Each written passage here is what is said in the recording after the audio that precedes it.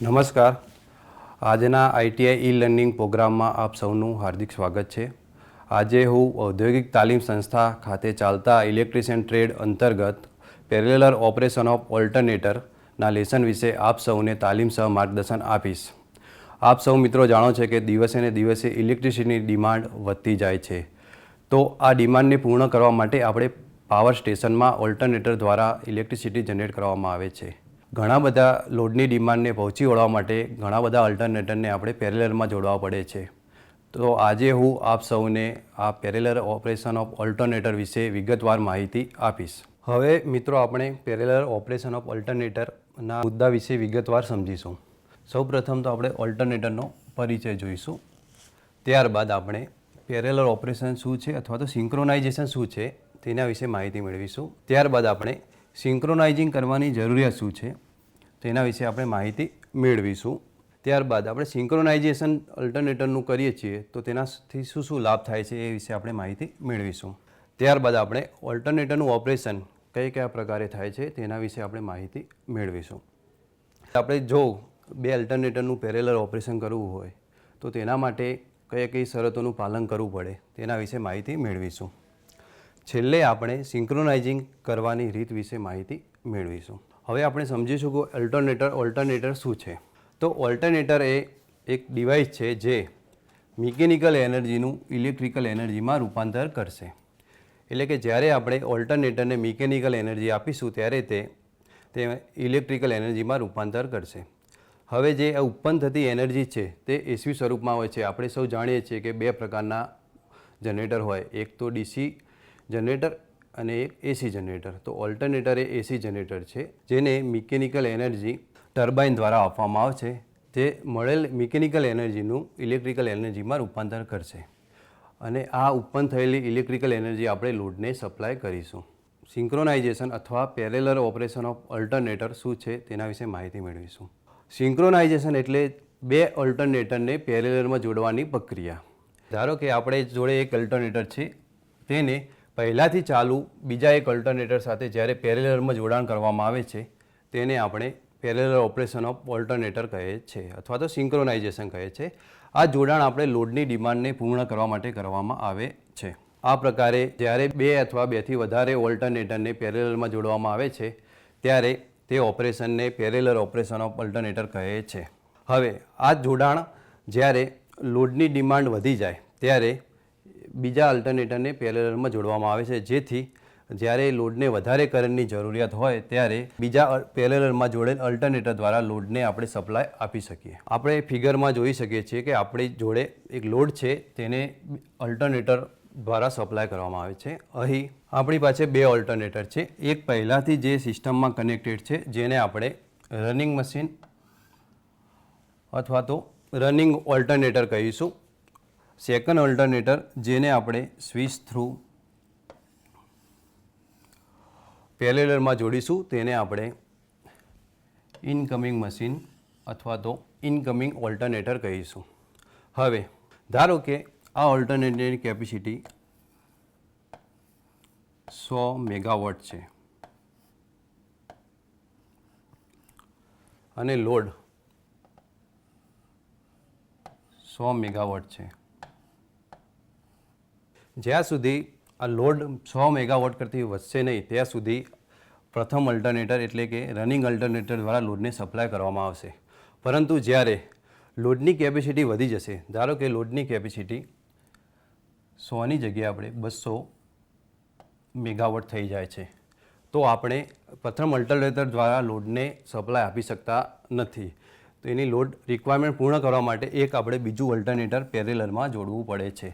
તો આ પ્રમાણે આપણે સ્વિચ થ્રુ તેની શરતોનું પાલન કરીને બીજું અલ્ટરનેટર પેરેલરમાં જોડી શકીએ છીએ.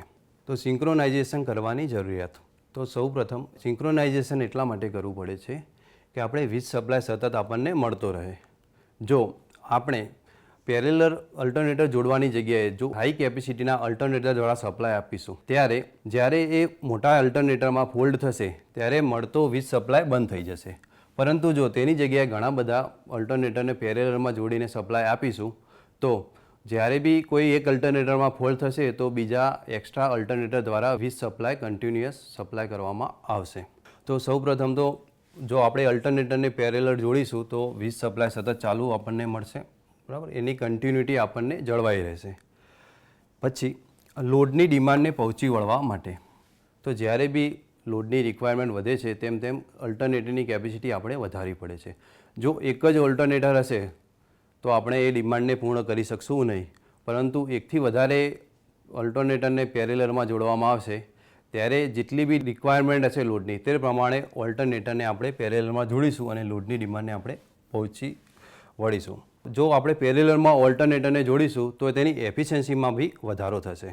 આપણે જાણીએ છીએ કે ઓલ્ટરનેટરની એફિશિયન્સી જ્યારે ઓલ્ટરનેટર ફૂલ લોડ ઉપર કાર્ય કરે ત્યારે આપણને મળશે. ઘણા બધા પેરેલલ ઓલ્ટરનેટરની જગ્યાએ આપણે જો એક જ મોટું ઓલ્ટરનેટર યુઝ કરીશું તો જ્યારે મહત્તમ ડિમાન્ડ હશે લોડની ત્યારે તો એફિશિયન્સી વધશે, પરંતુ જ્યારે લોડ ઘટી જશે ત્યારે વધારાની ઇલેક્ટ્રિસિટી આપણે વેસ્ટ જશે, કારણ કે આપણે જાણીએ છીએ કે એસી પાવર સ્ટોર કરી શકાતો નથી. તેથી આપણે જ્યારે પેરેલલમાં ઓલ્ટરનેટર જોડીએ છીએ ત્યારે તેની એફિશિયન્સી આપણે વધારો થાય છે, કારણ કે જો હાઈ કેપેસિટીનું ઓલ્ટરનેટર યુઝ કરીશું તો લો ડિમાન્ડ જ્યારે પાવરની હશે ત્યારે તે વેસ્ટ જશે. લાસ્ટમાં આપણે ઓલ્ટરનેટરના ઇકોનોમિકલ ઓપરેશન માટે જ્યારે આપણે ઓલ્ટરનેટરને પેરેલલ જોડીશું ત્યારે જે ઓપરેશન આપણને ઇકોનોમિકલ પડશે. હવે આપણે એક ઉદાહરણ આપીશું કે જ્યારે ચોમાસા દરમિયાન નદીમાં પાણી વધારે હોય ત્યારે આપણે હાઇડ્રો પાવર પ્લાન્ટ દ્વારા મહત્તમ ઇલેક્ટ્રિસિટી જનરેટ કરીએ છીએ અને બીજી ઇલેક્ટ્રિસિટી આપણે થર્મલ પાવર પ્લાન્ટ દ્વારા જનરેટ કરીએ છીએ. તો ચોમાસા દરમિયાન આપણે જો હાઇડ્રો પાવર પ્લાન્ટમાંથી એનર્જી યુઝ કરીએ તો થર્મલ પાવર પ્લાન્ટમાં જે કોલ યુઝ થાય છે ઇલેક્ટ્રિસિટી જનરેટ કરવા માટે તેને આપણે બચાવી શકીએ. આનાથી વિપરીત જ્યારે ઉનાળાની કન્ડિશનમાં પાણીનો સ્ત્રોત ઘટી જાય છે અને આપણે હાઇડ્રો પાવર પ્લાન્ટ દ્વારા એનર્જી ખૂબ ઓછી જનરેટ કરી શકીએ છીએ, તેની જગ્યાએ આપણે થર્મલ પાવર સ્ટેશનમાં કોલ દ્વારા એનર્જી જનરેટ કરીશું, જેથી આપણને જે ઓપરેશન છે તેને ચલાવવાનું તે હંમેશા ઇકોનોમિકલ રહેશે. સિંક્રોનાઇઝેશન કરવાના લાભ વિશે માહિતી મેળવીશું. તો આગળ આપણે સમજાવ્યા એ પ્રમાણે કે જે ઓલ્ટરનેટર છે તે હંમેશા પેરેલલમાં જોડીશું તો તે હંમેશા હાઈ એફિશિયન્સી ઉપર કામ કરશે, કારણ કે તે જેટલો બી લોડ હશે તે પ્રમાણે લોડ પ્રમાણે આપણે પેરેલલમાં તેને ઓપરેટ કરીશું. બીજો લાભ એ થશે સિંક્રોનાઇઝેશનનો કે જ્યારે જો એક ઓલ્ટરનેટર બંધ થાય તો આપણે બીજા ઓલ્ટરનેટર દ્વારા કન્ટિન્યુઅસ ઇલેક્ટ્રિકલ સપ્લાય આપણને મળતો રહેશે. જો એક ઓલ્ટરનેટરમાં ફોલ્ટ થાય અથવા મેન્ટેનન્સ માટે તેને દૂર કરવામાં આવે તો બી આપણે બીજા એક્સ્ટ્રા ઓલ્ટરનેટર દ્વારા સિસ્ટમને ઇલેક્ટ્રિકલ સપ્લાય આપી શકીએ છીએ. અને લાસ્ટ આપણે મહત્તમ લોડ ડિમાન્ડને પહોંચી વળીએ છીએ કે જે પ્રમાણે લોડની ડિમાન્ડ હશે તે પ્રમાણે આપણે ઓલ્ટરનેટર દ્વારા આપણે સપ્લાય આપી શકીશું. ધારો કે શિયાળામાં ડિમાન્ડ ઓછી હોય, ધારો કે આપણી પાસે 10 ઓલ્ટરનેટર છે સિસ્ટમમાં અથવા તો પાવર સ્ટેશનમાં, તો આપણે પાવર સ્ટેશનના શિયાળામાં જ્યારે લોડની ડિમાન્ડ ઘટી જશે ત્યારે આપણે શિયાળામાં ધારો કે 4 ઓલ્ટરનેટર બંધ કરી દઈએ છીએ અને 6 દ્વારા સપ્લાય આપીએ છીએ. પરંતુ જ્યારે ઉનાળામાં લોડની ડિમાન્ડ વધશે ત્યારે આપણે વધારે ઓલ્ટરનેટરની જરૂર છે તો આપણે 10માંથી 10 ઓલ્ટરનેટર ચાલુ કરીને લોડની સપ્લાય આપી શકીએ છીએ. આમ જેટલી બી લોડની ડિમાન્ડ હશે તે પ્રમાણે આપણે ઓલ્ટરનેટરને ચાલુ બંધ કરીને આપણે તે ડિમાન્ડને આપણે ફૂલફિલ કરી શકીએ છીએ.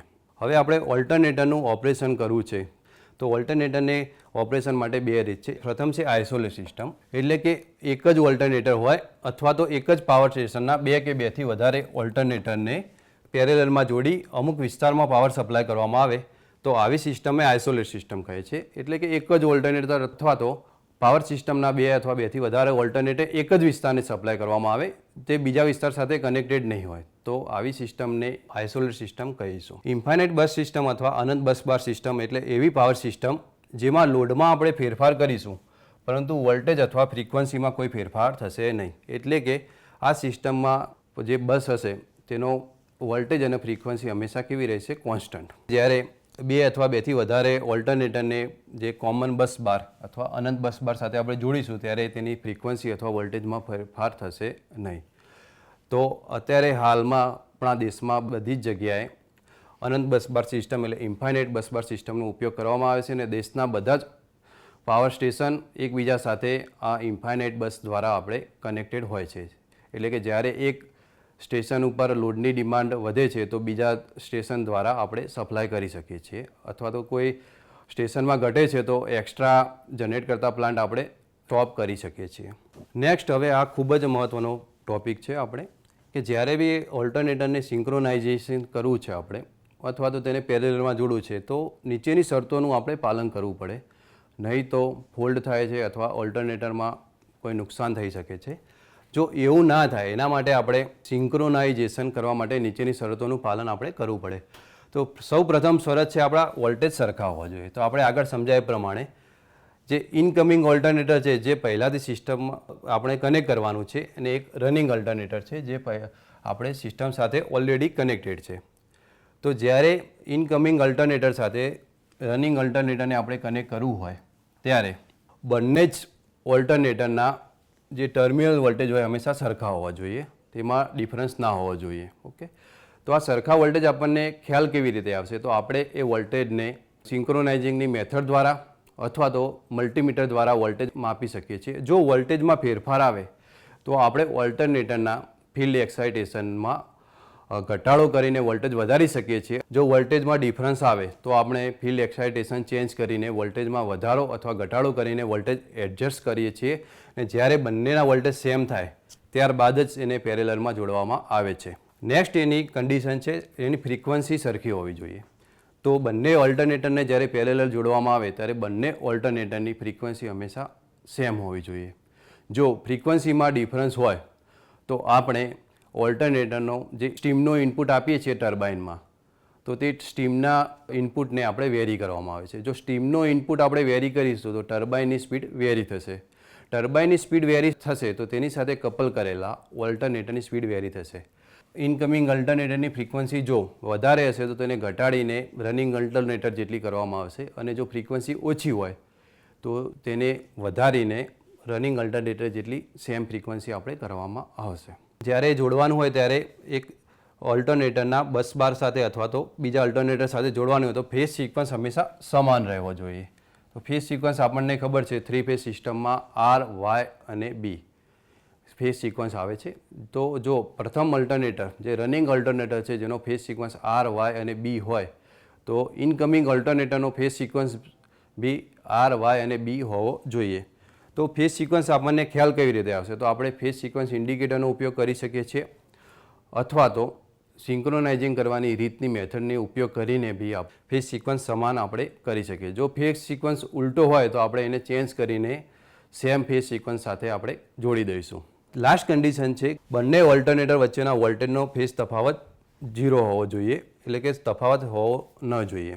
જો વોલ્ટેજના ફેઝનો એંગલ હશે હંમેશા આપણે 0 રાખવો જોઈએ જેથી એક્સ્ટ્રા કરંટ ફ્લો થાય નહીં. સિંક્રોનાઇઝિંગ કરવાની રીતો વિશે માહિતી મેળવીશું. તો ઓલ્ટરનેટરને પેરેલલમાં જોડવા માટે ટોટલ 4 મેથડનો આપણે ઉપયોગ કરીએ છીએ.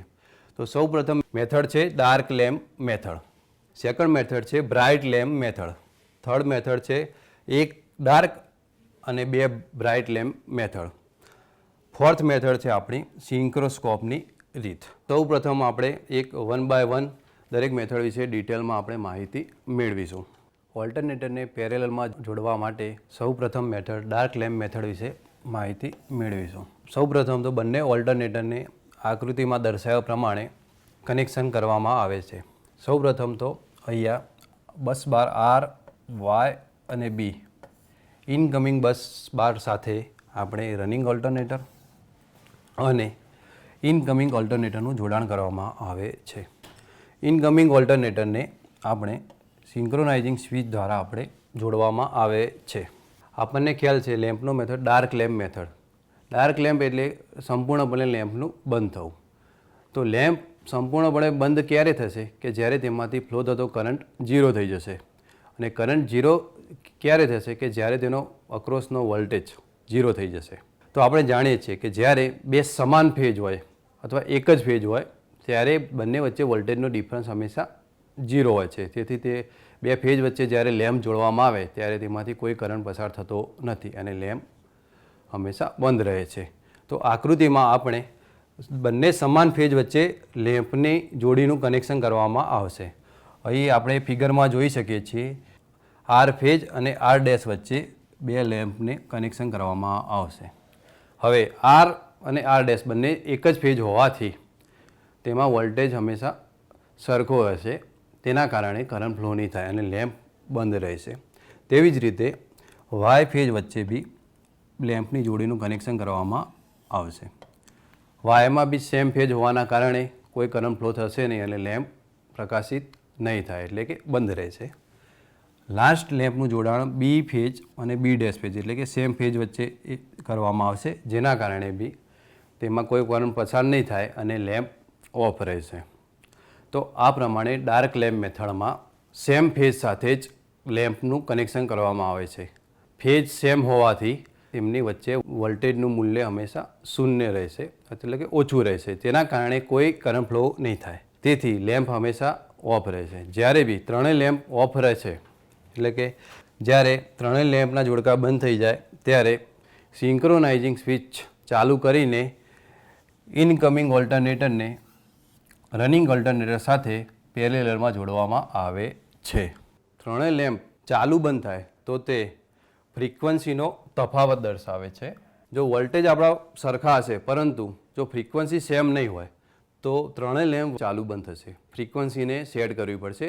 જે રનિંગ ઓલ્ટરનેટરની ફ્રીક્વન્સી જેટલી જ ઇનકમિંગ ઓલ્ટરનેટરની ફ્રીક્વન્સી આપણે રાખવી જોઈએ અને ફ્રીક્વન્સી આપણે સ્ટીમ ઇનપુટ વેરી કરીને આપણે ફ્રીક્વન્સી એડજસ્ટ કરીશું. જો નેક્સ્ટ પરિસ્થિતિ એવી આવે છે કે લેમ્પના જોડકા એકે સાથે બંધ થવાની જગ્યાએ વારાફરતી ચાલુ બંધ થવાની સિક્વન્સ લેમ્પ 1 બંધ થાય, પછી લેમ્પ 2 બંધ થાય, પછી લેમ્પ 3 બંધ થાય, તો ઇનકમિંગ ઓલ્ટરનેટરની ફ્રીક્વન્સી વધારે હશે રનિંગ ઓલ્ટરનેટર કરતાં. અને જો લેમ્પની સિક્વન્સ બદલાય છે વારાફરતી ચાલુ બંધ થવાની, જો લેમ્પ 1 પ્રથમ બંધ થાય, પછી લેમ્પ 3 થાય અને પછી જો લેમ્પ 2 થાય, એનો મતલબ એ છે કે ઇનકમિંગ ઓલ્ટરનેટરની ફ્રીક્વન્સી એ રનિંગ ઓલ્ટરનેટર કરતાં ઓછી છે.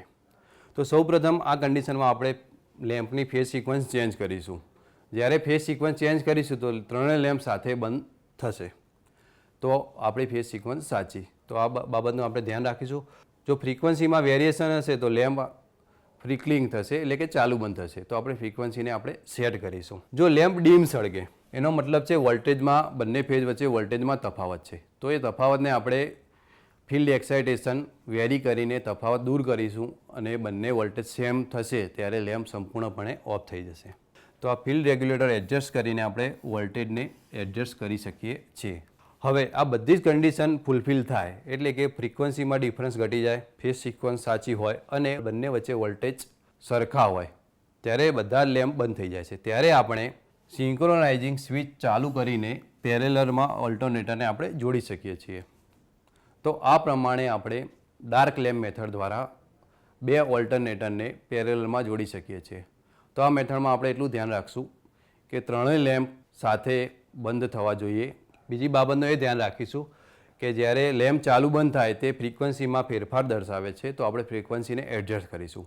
જો એક પછી એક વારાફરતી લેમ્પ ચાલુ બંધ થાય તો તે ફેઝ સિક્વન્સમાં ડિફરન્સ બતાવે છે, તો આપણે ફેઝ સિક્વન્સ ચેન્જ કરીશું. જો લેમ્પ ડીમ ચાલુ થાય તો તે વોલ્ટેજમાં ડિફરન્સ બતાવે છે. ફિલ્ડ એક્સાઇટેશન વેરી કરીને ફિલ્ડ રેગ્યુલેટર દ્વારા વોલ્ટેજ એડજસ્ટ કરીશું અને જ્યારે સરખા વોલ્ટેજ થાય ત્યારે ત્રણેય લેમ્પ ઓફ થઈ જશે. હવે જ્યારે આ ત્રણેય શરતોનું પાલન થશે ત્યારે આપણે સિંક્રોનાઇઝિંગ સ્વિચ ચાલુ કરીને ઇનકમિંગ ઓલ્ટરનેટરને રનિંગ ઓલ્ટરનેટર સાથે પેરેલલમાં જોડી શકીએ છીએ. આ મેથડનો ગેરફાયદો એ છે કે આપણે લેમ્પનું મેજરમેન્ટ ચોકસાઈ જોઈએ. ઘણીવાર ત્રીજા ભાગનો વોલ્ટેજ થાય તો બી લેમ્પ બંધ થઈ જાય છે, તેથી આપણે પરફેક્ટ રીડિંગ મળી શકતું નથી. હવે મિત્રો નેક્સ્ટ મેથડ છે બ્રાઇટ લેમ્પ મેથડ. બ્રાઇટ લેમ્પનો અર્થ થશે બધા જ લેમ્પ ચાલુ રહેશે. તો સૌપ્રથમ તો આપણે આકૃતિમાં દર્શાવ્યા પ્રમાણે લેમ્પનું આપણે કનેક્શન કરવાનું છે. આકૃતિમાં આપણને બસ બાર આપેલા છે આર ફેજ, વાય ફેજ અને બી ફેજ. તો સૌપ્રથમ આકૃતિમાં એક રનિંગ ઓલ્ટરનેટર જોડેલું છે સિક્વન્સમાં, જે પહેલાંથી જ બસ બારને સપ્લાય કરે છે. બીજું ઓલ્ટરનેટર બસ બાર સાથે આપણે જોડવાનું છે, એટલે કે બે ઓલ્ટરનેટરને આપણે પેરેલલમાં જોડવાના છે. તો આ જોડવા માટે આપણે સિંક્રોનાઇઝિંગ સ્વિચનો ઉપયોગ કરીશું. આની આગળની મેથડમાં આપણે જોયા ડાર્ક લેમ્પ મેથડ હતી કે તેમાં બધા જ લેમ્પ એકે સાથે બંધ થઈ જાય. હવે આ મેથડ છે બ્રાઇટ લેમ્પ મેથડ. આમાં બધા જ લેમ્પ એક સાથે ચાલુ થવા જોઈએ. લેમ્પ ચાલુ ક્યારે થાય કે જ્યારે તેમાં કરંટ ફ્લો થાય ત્યારે, અને કરંટ ક્યારે ફ્લો થાય કે જ્યારે તેને વોલ્ટેજ મળે ત્યારે, એટલે કે તેનો પોટેન્શિયલ ડિફરન્સ હોય ત્યારે.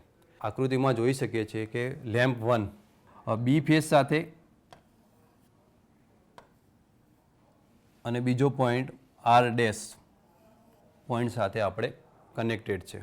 એટલે બી અને આર ડેશ વચ્ચેના પોટેન્શિયલ ડિફરન્સ એટલે વોલ્ટેજના કારણે લેમ્પમાં કરંટ ફ્લો થશે અને આ લેમ્પ પ્રકાશ આપણને આપશે.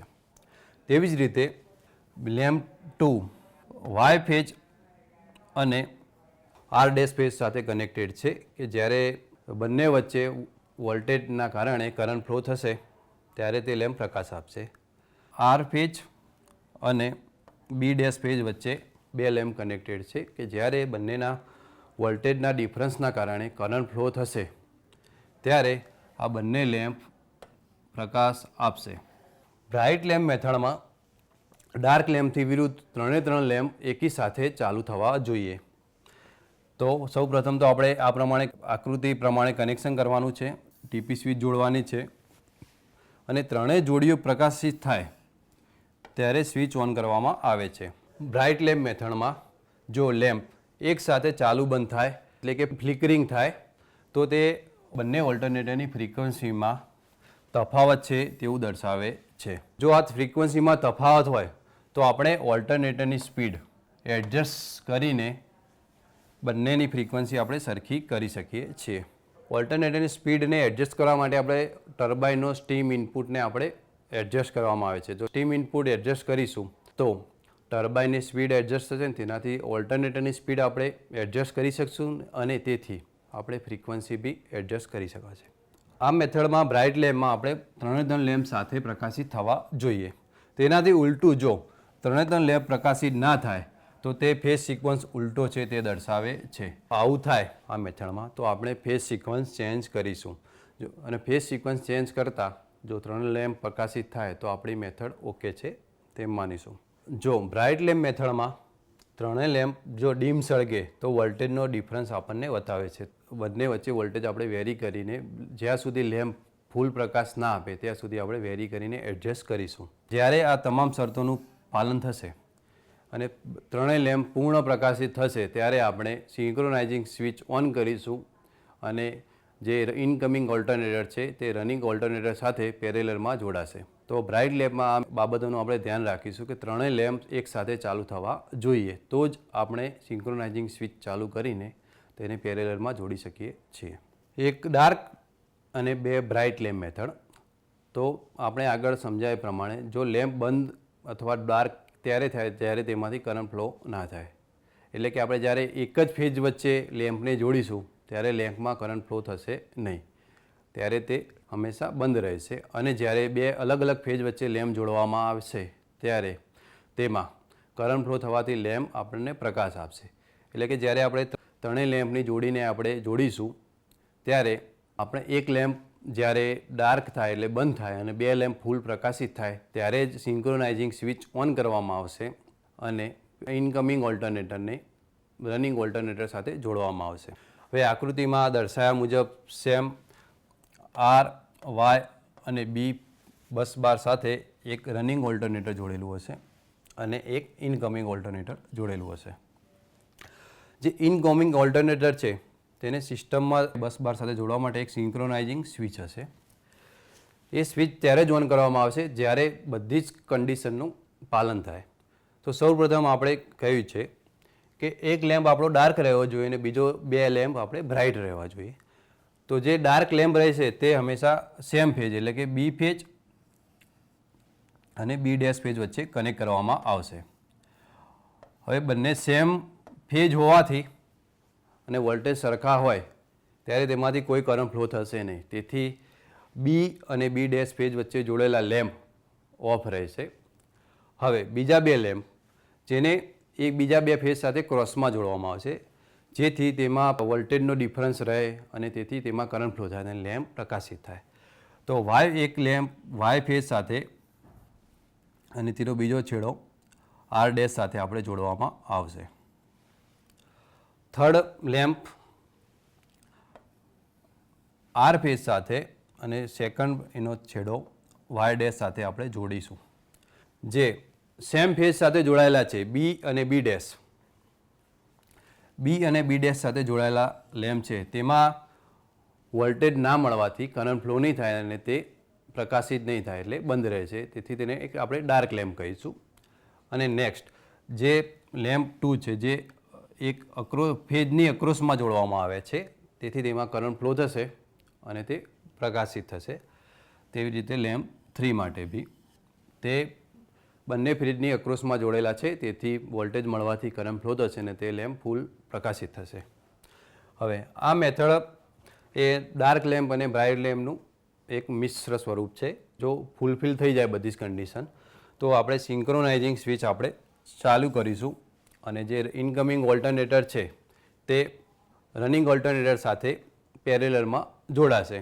ફિગરમાં દર્શાવ્યા પ્રમાણે આ પ્રમાણે આપણે કનેક્શન કરવાનું રહેશે. ત્યારબાદ બી અને બી ડેશ વચ્ચેનો લેમ્પ પૂર્ણ બંધ થાય એ જોવાનું રહેશે.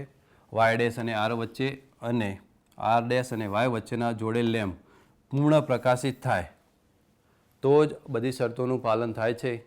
ત્યારે જ આપણે સિંક્રોનાઇઝિંગ સ્વિચ ઓન કરીશું અને ઇનકમિંગ ઓલ્ટરનેટરને રનિંગ ઓલ્ટરનેટર સાથે પેરેલલમાં જોડીશું. હવે આપણે લાસ્ટ મેથડ છે સિંક્રોસ્કોપની રીત, કે લેમ્પ દ્વારા આપણે જો વોલ્ટેજમાં ડિફરન્સ હોય તો, અથવા તો ફ્રિકવન્સીમાં ડિફરન્સ હોય, અથવા તો ફેઝ સિક્વન્સમાં ડિફરન્સ હોય તો લેમ્પની મેથડ દ્વારા આપણને ખ્યાલ આવતો હતો અને તેને આપણે સુધારીને આપણે પેરેલલમાં કનેક્ટ કરી શકતા હતા. આપણે સિંક્રોનોસ્કોપ વિશે સમજીશું. સિંક્રોસ્કોપ એક સાધન છે જે બે એસી સોર્સ વચ્ચેની ફ્રિકવન્સીનો તફાવત દર્શાવે છે. સિંક્રોસ્કોપ એ એવું સાધન છે જે બે એસી સોર્સ વચ્ચેની ફ્રિકવન્સીનો તફાવત દર્શાવે છે. આકૃતિમાં આપણે જોઈ શકીએ છીએ કે સિંક્રોસ્કોપના ડાયલ ઉપર સ્લો અને ફાસ્ટની સ્થિતિ દર્શાવેલ હોય છે. આ સિંક્રોસ્કોપ છે જેની એક બાજુ સ્લો પોઝિશન અને બીજી બાજુ ફાસ્ટ પોઝિશન દર્શાવેલી હોય છે અને મિડલમાં સેન્ટર પોઝિશન હોય છે. સિંક્રોસ્કોપ એ 2 ફેજ ડિવાઇસ છે જેમાં એક વાઇન્ડિંગ સાથે રનિંગ ઓલ્ટરનેટર સાથે જોડવામાં આવે છે ને એક વાઇન્ડિંગ એ ઇનકમિંગ ઓલ્ટરનેટર સાથે જોડવામાં આવે છે, જેથી બંને વચ્ચેની ફ્રિકવન્સીનો તફાવત આપણે મેજર કરી શકીએ. આમ સિંક્રોનોસ્કોપ દ્વારા આપણે જો બંને ઓલ્ટરનેટર વચ્ચે ફ્રિકવન્સીમાં વેરિએશન હશે તો આપણે એને ચેક કરી શકશું અને એને સુધારી શકીશું. સિંક્રોનોસ્કોપ મેથડમાં આપણે આકૃતિમાં દર્શાવ્યા પ્રમાણે ઓલ્ટરનેટર 1 એટલે આપણું રનિંગ ઓલ્ટરનેટર અને ઓલ્ટરનેટર 2 એટલે આપણું ઇનકમિંગ ઓલ્ટરનેટર વચ્ચે આપણે સિંક્રોસ્કોપ જોડીશું. સિંક્રોનોસ્કોપ એ ડાયલ ઉપર સ્લો અથવા ફાસ્ટ પોઝિશન દર્શાવશે. જો ફ્રિકવન્સીની સ્થિતિ પ્રમાણે જે સિંક્રોસ્કોપ છે તેને એક રનિંગ ઓલ્ટરનેટર સાથે એક ફેજ અને બીજો ફેજ રનિંગ ઓલ્ટરનેટરની વાઇન્ડિંગ સાથે આપણે જોડીશું. સેમ રીતે ઇનકમિંગ ઓલ્ટરનેટરના બે ફેજ આપણે સિંક્રોસ્કોપ સાથે જોડીશું. આ જોડાણ બાદ સિંક્રોસ્કોપ પોતાના ડાયલ ઉપર ઇન્ડિકેશન આપશે. સિંક્રોસ્કોપમાં સ્ટેટર છે તે રનિંગ ઓલ્ટરનેટર સાથે અને રોટર છે તે ઇનકમિંગ ઓલ્ટરનેટર સાથે જોડવામાં આવશે. ફ્રિકવન્સીમાં ફેરફાર હોય તો સિંક્રોસ્કોપ સેન્ટરમાં નહીં રહે અને કાં તો સ્લો બતાવશે નહીં તો ફાસ્ટ પોઝિશન બતાવશે. બંનેની ફ્રિકવન્સી સેમ હશે તો સિંક્રોસ્કોપ હંમેશા મિડલમાં સ્થિતિ આપણને બતાવશે. હવે મિત્રો આપણે આકૃતિમાં સિંક્રોસ્કોપની ફિગર જોઈ શકીએ છીએ. સિંક્રોસ્કોપ આ પ્રમાણેનું એક ડિવાઇસ છે. જ્યારે 3 પોઝિશન આપણને બતાવશે ડાયલ ઉપર. આ તેનો પોઇન્ટર છે. ઇનકમિંગ ઓલ્ટરનેટર અને રનિંગ ઓલ્ટરનેટરની ફ્રિકવન્સી સમાન હશે ત્યારે પોઇન્ટર હંમેશા મિડલમાં હશે. પોઇન્ટર અહીંયા ફાસ્ટ પર ઇન્ડિકેશન બતાવે તો જે ઇનકમિંગ ઓલ્ટરનેટર છે તેની ફ્રિકવન્સી રનિંગ ઓલ્ટરનેટર કરતાં વધારે છે, તો જે આપણું પોઇન્ટર છે જે ફાસ્ટ ઉપર આપણે ઇન્ડિકેશન આપશે. સ્ટીમ ઇનપુટ ઘટાડીને ફ્રિકવન્સીને ઘટાડવામાં આવશે. હવે જો પોઇન્ટર સ્લો પર ઇન્ડિકેશન આપે તેનો મતલબ એ છે કે ઇનકમિંગ ઓલ્ટરનેટરની ફ્રિકવન્સી રનિંગ ઓલ્ટરનેટરની ફ્રિકવન્સી કરતાં ઓછી છે. જો ફ્રિકવન્સી ઓછી હોય તો પોઇન્ટર સ્લો ડિફ્લેક્ટ થશે. તો તે કન્ડિશનમાં આપણે સ્ટીમ ઇનપુટ વધારીને ઓલ્ટરનેટરની ફ્રિકવન્સીમાં વધારો કરવામાં આવશે. તો આ પ્રમાણે સિંક્રોનોસ્કોપ સાધન દ્વારા આપણે ફ્રિકવન્સીનો તફાવત છે તેને દૂર કરીને બંનેની ફ્રિકવન્સી સરખી કરી શકીએ છીએ અને ત્યારબાદ આપણે ઓલ્ટરનેટરને પેરેલલમાં જોડી શકીએ છીએ. જ્યારે બંને ફ્રિકવન્સી સમાન હશે ત્યારે પોઇન્ટર સેન્ટરમાં આવશે. જ્યારે બંને ફ્રિકવન્સી સમાન થાય તે સ્થિતિમાં બંને ઓલ્ટરનેટર સિંક્રોનાઇઝ થયેલ હોવાથી બંને વચ્ચે રનિંગ ઇનકમિંગ ઓલ્ટરનેટરની ટીપી સ્વિચ ચાલુ કરવામાં આવશે, જેથી ઇનકમિંગ ઓલ્ટરનેટર એ રનિંગ ઓલ્ટરનેટર સાથે પેરેલલમાં જોડાશે. આ પદ્ધતિ 2 અથવા 2 થી વધારે નાના ઓલ્ટરનેટરને જ્યારે પેરેલલમાં જોડવામાં આવે ત્યારે યુઝ થાય છે. આમ મિત્રો આપણે ઓલ્ટરનેટરને સિંક્રોનાઇઝેશન કરવાની 4 મેથડ વિશે સમજ્યા.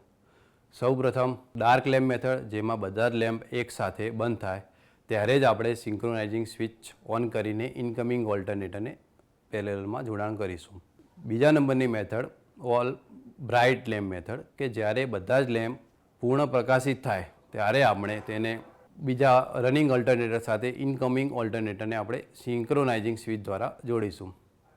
ત્રીજી મેથડમાં એક લેમ્પ ડાર્ક રહેશે એટલે કે બંધ રહેશે અને બીજા 2 લેમ્પ પૂર્ણ પ્રકાશિત રહેશે. જ્યારે એ કન્ડિશન ફૂલફિલ થાય ત્યારે આપણે રનિંગ ઓલ્ટરનેટરને સિંક્રોનાઇઝિંગ સ્વિચ ચાલુ કરીને પેરેલલમાં જોડાણ કરીશું.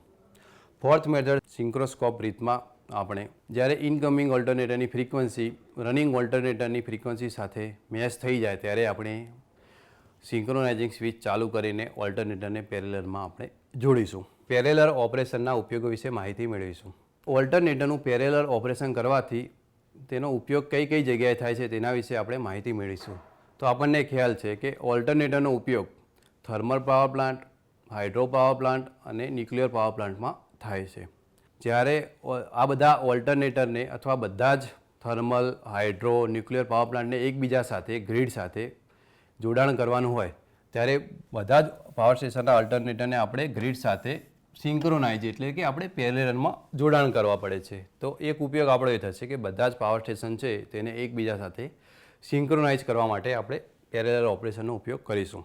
બીજું વસ્તુ કે ઔદ્યોગિક એકમમાં કે એવા એકમો, મોટા યુનિટો જે પોતે જ પોતાની ઇલેક્ટ્રિસિટી ઉત્પન્ન કરે છે, ત્યાં જો એકથી વધારે ઓલ્ટરનેટર હોય તો તેને બી આપણે પેરેલલમાં જોડવા પડે, જેથી લોડની જે રિક્વાયરમેન્ટ છે તેને આપણે ફૂલફિલ કરી શકીએ. તો આજે મિત્રો આપણે પેરેલલ ઓપરેશન ઓફ ઓલ્ટરનેટર વિશે વિગતવાર માહિતી મેળવી. આપણે ઓલ્ટરનેટરનું કાર્ય જાણ્યું, ત્યારબાદ આપણે સિંક્રોનાઇઝેશન શું છે તેના વિશે માહિતી મેળવી, ત્યારબાદ આપણે સિંક્રોનાઇઝેશન કેમ કરવું પડે છે તેની જરૂરિયાત શું છે તેના વિશે માહિતી મેળવી, ત્યારબાદ તેના સિંક્રોનાઇઝેશનના લાભ વિશે આપણે જાણ્યું, ત્યારબાદ આપણે ઓલ્ટરનેટરના ઓપરેશન વિશે માહિતી મેળવી. આ લેક્ચરમાં આપણે જ્યારે 2 ઓલ્ટરનેટરને પેરેલલમાં જોડાણ કરવાનું હોય ત્યારે તે જોડાણ કરતાં પહેલાં કઈ કન્ડિશનનું પાલન કરવું પડે તેના વિશે માહિતી મેળવી. ત્યારબાદ આપણે સિંક્રોનાઇઝેશન એટલે કે જ્યારે ઓલ્ટરનેટરને પેરેલલમાં જોડવું હોય તેની મેથડો વિશે આપણે માહિતી મેળવી. આપ સૌ મિત્રોએ મને સ્ટાર્ટિંગથી લઈને એન્ડિંગ સુધી ધ્યાનપૂર્વક સાંભળ્યો તે બદલ આપ સૌનો ખૂબ ખૂબ આભાર.